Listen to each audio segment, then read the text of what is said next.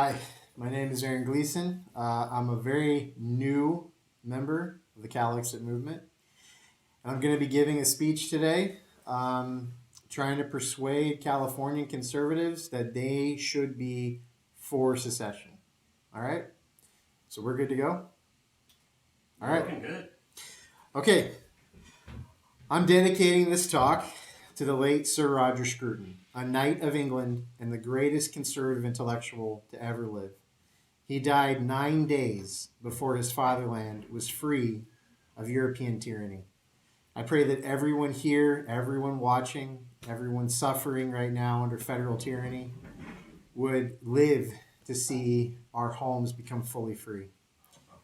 I became a conservative about 10 years ago. Growing up an evangelical, I never really thought about politics or the way that society would be best ordered or any of those things. To me, life was more or less decided by what would Jesus do? You know, be nice and don't sin. It's pretty simple. But conservatism is a real political philosophy. It's not just a grouping of oppositional values. And despite what most will tell you, it has very little to do with economics. I grew up a Christian, but no one ever explained to me what a conservative really was. Then, towards the end of my time as an undergrad at Biola, I heard Os Guinness, a great Englishman and an evangelical intellectual, give a talk on sustainable freedom at Biola University.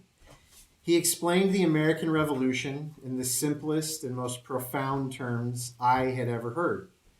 Most Americans seem to view 1776 in similar terms to what the French would fail to accomplish 10 years later. That is the creation of a brand new nation. This ahistorical version of the founding myth claims that we invented democracy and like Mel Gibson died for our sins or something. But the founders had a radically different view of their so-called revolution. It wasn't really much of a revolution at all in their minds. Guinness illustrated this with a story, and I'm going to quote from him at length here.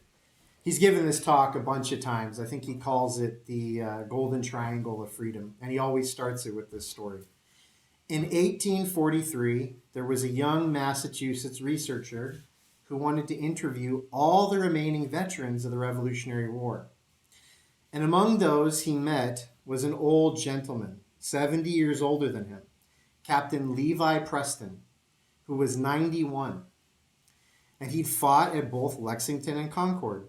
And the young student's first question was, "Why did you go out to fight?" And the old boy was puzzled at such an obvious question and didn't answer it.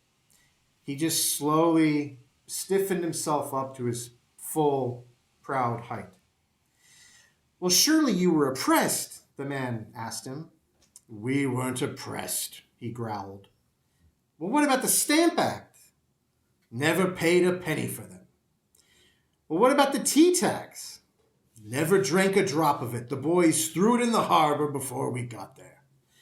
"Well, certainly you'd read the great books of Burke and Sidney and Harrington and Locke on freedom." "Never heard of them," he said.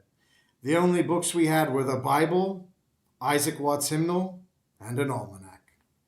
The interview went on like this, and the student was getting rather nonplussed, so he said again, "Well, why did you go out to fight?" And the old boy gave this immortal answer. "We had always been free, and we intended to be free always. And the redcoats were in our way." The key here is that Preston and the founders generally didn't see themselves as doing something terribly radical. Illegal, yes, but they weren't terribly interested in changing the world. In their minds, resistance was a duty, not a goal. It was a way of life. The revolution wasn't like the disastrous French attempt to create a whole new world order that literally led to Napoleon and got millions across Europe and Russia killed. It was just a bunch of Englishmen being themselves. No, they weren't creating freedom. They were sustaining a freedom they already possessed as Englishmen. They were conserving their English freedom from encroachment from English tyranny. This is why their secession from England succeeded. It was natural and organic. They were fighting for new world nations that already existed. They weren't trying something out. They weren't experimenting. They were just being. They were being free. And this is why conservatives should stand and peacefully, winsomely fight for California to leave the Union. This movement simply isn't that radical. California independence is natural, peaceful, and organic. It's just as natural for this group of Americans from America as it was to separate from America, as it was for the English founders to leave England. Yes. Yeah, been saying that. Yes, we have complaints, just like the list of grievances in the Declaration. The big one is fundamentally the same one, taxation. My whole life, I've been told that conservatives hate taxes, that taxation is essentially theft. We don't want to pay federal taxes, with or without representation, because our representation right now stinks. That taxation is essentially, wait, I already read that part. We don't want to pay federal taxes. We're tired of paying this not-so-secret empire to keep trying to make the world safe for democracy. Not everyone wants democracy. Not everyone wants our values, and they shouldn't be forced on others by the point of a bayonet by the likes of the Bush dynasty. The neocon agenda of the Bushes had direct representation in the White House for 20 years combined. If you include his time as vice president, that's 20 years that the Bushes are in the White House instituting their globalist agenda. And yes, there's Trump. Trump is a big grievance for a variety of conservative reasons, but this can't just be about Trump or taxes. Trump only has 5 years left in office. Yeah, he's going to get reelected unless coronavirus does something to, that might be changing some of that, but chances are good that crises almost always help presidents in power. So it's probably not going to affect it that much. But, you know, at most 5 years and he's out. He's not going to stay in office. He's not going to do all these crazy fantasies that keep getting posted on subreddits or whatever. He's not nearly as bad as the pearl-clutching left claim. There's a much bigger problem than Trump. There's the problem of a Leviathan presidency that can kill foreigners with essentially what amounts to video game technology anywhere in the world. And he or she, because, you know, eventually the president will be a lady, they face no consequences for violating the sovereignty of other nations.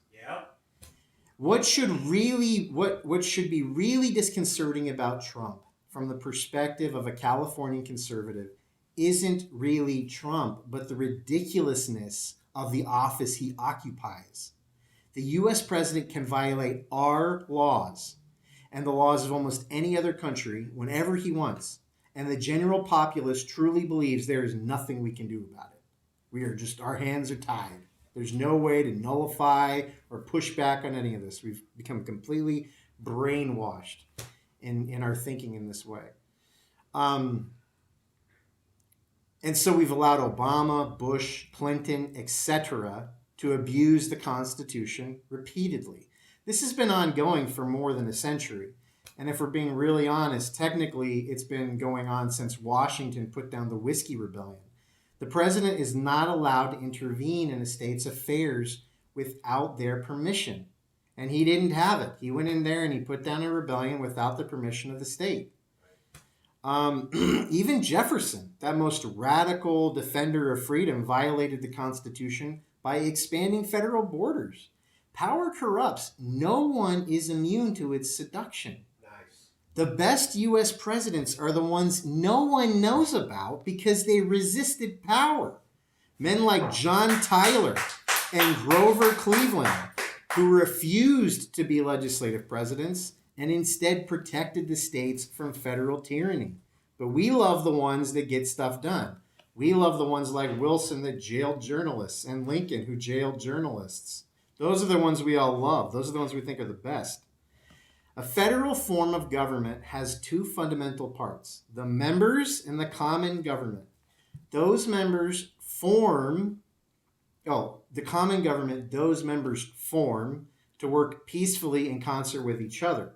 The only real difference between a federal and confederal form of government is the issue of sovereignty. In a federation, the members in the common government are co-equal. In a confederation, the members are sovereign over their common government. When stated clearly, it's obvious which form makes sense and which one doesn't. There cannot be two sovereigns. There just can't. One will eventually rule over the other one. And the founders sowed the seeds of that tyranny, of the tyranny we now live in, by crafting a federation to replace the confederation. Because power always consolidates itself. Always. Every school child is fed the propagandistic lie that the separation of powers within the federal government is designed to protect us against tyranny. The only problem with this is that the federal government cannot check itself. It won't check itself. That is the duty and the responsibility of the states. This is why they didn't think that when they formed the federation to replace the Articles of Confederation, that it would lead to tyranny. Because they, in their minds, they could not imagine states that were not jealous of their own power. And we hear this all the time from the conservative right these days about the legislative branch. The problem is the legislative branch can't check the president. Yeah, that is a problem. But there's a bigger problem than that, and that's that the states have abrogated their duty to check the federal government. And so the only problem with all this is that the federal government cannot check itself. That is the duty and the responsibility of us, of the states. The states have just as much sovereign power to interpret the Constitution as the federal government does. In fact, they should have more power to interpret it, since they created the Constitution and that common government. But the more fundamental point is that the Constitution just is the federal government. Who else could possibly check its powers but the states? That we're the only ones. The states are the only check on federal power. We claim it's within the federal government, but that's just nonsense. It has never worked. They will never take away their own power. My whole life, I have been told that conservatives are originalists, and yet institutions like National Review have been misinterpreting the Constitution for half a century. Due to embarrassment over Southern secession, they've worshipped at the Temple of Lincoln and broken the Jeffersonian vow, which is inscribed upon the top of his monument. I have sworn upon the altar of God eternal hostility against every form of tyranny over the mind of man. The Constitution actually protects the rights of the states to nullify federal laws that they deem unconstitutional. Not the Supreme Court. The Supreme Court is not the only institution that gets to interpret the Constitution. The states are the main ones, really, that should be doing this because they're the ones that created it and it rules over us. So who gets to interpret it? The ruler over us or those being ruled? When nullification fails, it is our right, nay, our duty to secede. Secession is simply not mentioned in the Constitution, which means it is protected as a right to the states under the 10th Amendment. Right. It's really that simple. I remember that. It's just that simple and straightforward. And almost none of the ratifying states would have joined a common government that they believed couldn't secede. That's insane. Why would they join a common government that they thought they could never leave? That's real originalism. That's what conservatives should believe. But we don't. That's how we should interpret the Constitution, but we just don't. I don't know why. We should not be kowtowing to this nationalist nonsense of folks like Rich Lowry. Conservatives should be nationalists, but not about the Federation. We should be nationalists towards real nations, i.e. the states. What makes a nation a nation? Well, this is Lowry's definition in his recent dumpster fire of a book. natural devotion to their home and country, united amongst themselves by common sympathies, which do not exist between them and others, which make them cooperate with each other more willingly than with other people, desire to be under the same government, and desire that it should be government by themselves. That's basically right. And Lowry wrongly applies it to the Union instead of the states. That definition is easily applied to California. Very, very easily. We are a nation on that definition. Nations have their own music. They have their own food. They have their own way of talking. California has all of that and then some. To misquote the late Tom Petty, we have our own way of living, but everything is done with a California accent where I come from. Ask the rest of America. They all believe we're a separate country already. California does exist as a nation, and everyone already knows it. To quote the great fictional Texan Hank Hill, when a bunch of Canadians moved into his neighborhood, it looks like the Canadians are here. And then Dale screams at them, boo, boo. And Hank gently chides Dale and says, now be polite, Dale. We're Americans. We're the world's welcome mat. It doesn't matter if they're from Canada, Laos, or God forbid, California. Yeah.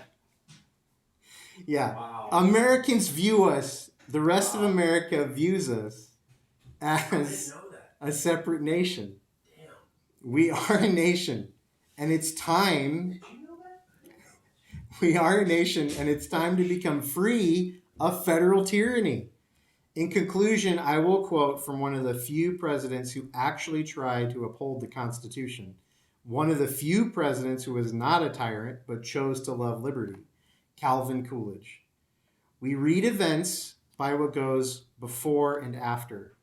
We think of Bunker Hill as the first real battle for independence, the prelude to the revolution, yet these were both afterthoughts. Independence Day was still more a year away and then 8 years from accomplishment, because the revolution cannot be said to have become established until the adoption of the federal Constitution. No, on this June day, these were not the conscious objects sought.